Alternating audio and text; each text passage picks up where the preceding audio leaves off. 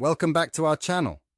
In today's video, we're going to talk about meal planning for kayak camping. When you're out on the water, it's important to have delicious and nutritious options to keep you energized for your adventures. Join us as we explore some easy and tasty meal ideas for your next kayak camping trip. Let's start our day right with a nourishing breakfast. One great option is to make some overnight oats. Simply mix rolled oats, milk, and your favorite toppings like fruits, nuts, and seeds.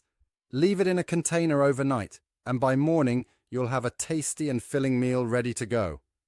Don't forget to pack some coffee or tea to complement your breakfast. For lunch, it's important to have something satisfying that will keep you fueled throughout the day. How about a delicious wrap? Start with a tortilla and add your favorite protein like grilled chicken or tofu.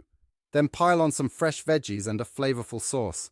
Roll it up tightly, and you have a portable and tasty meal that's perfect for on-the-go kayaking. Snacks are essential for keeping your energy levels up while out on the water.